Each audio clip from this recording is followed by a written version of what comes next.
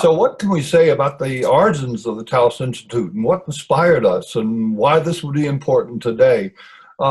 Diana, what do you think? I love the question because it brings back such wonderful memories. You know, conversations at dinner with you and Mary, and then your visit to Taos. And that night that we sat around my dining room table and we were just talking, it was a continuation of conversations. And we began to wonder what would happen if we each invited some of our favorite thinking partners, our talking partners. Would they be interested in coming together and having a bigger conversation? And I remember one of the questions, because we're all from such different domains, what would happen if we brought people from organizational development and family therapy and all these different fields together, but with a common focus to explore social constructionism? You know, I remember us asking some of those big questions, and then especially the one of, I wonder what the big questions are that people are thinking about today, and could we help each other with them? Mm-hmm. So that was my memory of that first conversation. Yeah, lovely, lovely. What about you, Mary?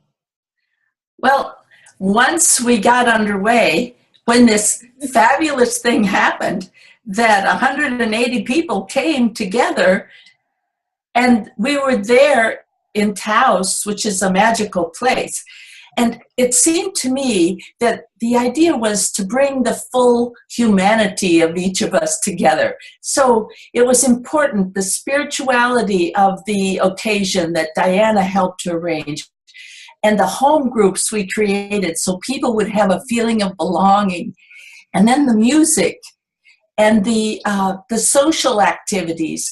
I mean, Diana had a sweat lodge out there, and we had trips to the forest, and people brought back together pieces of driftwood and objects and feathers, and we started to have something that wasn't really planned.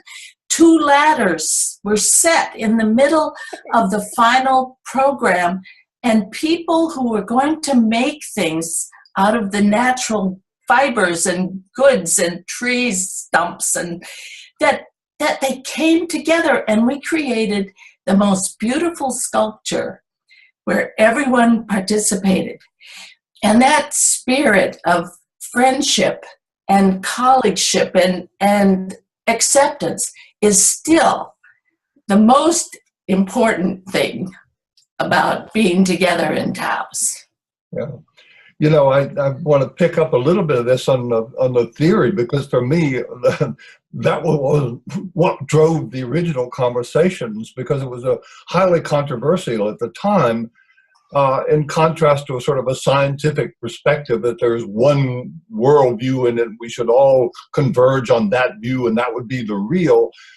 The argument that we were making was that there could be multiple worlds, that depending on the assumptions that people had brought together and the values they had, that they could create various ways, various perspectives for understanding the world, so that you could have multiplicities, just as long as you recognize even science is one of the multiplicities.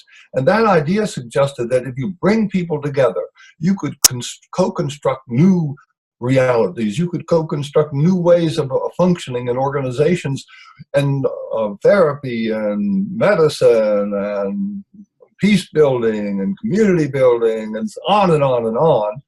And there were people doing these things who I felt the vibrations that we were creating and came to that meeting.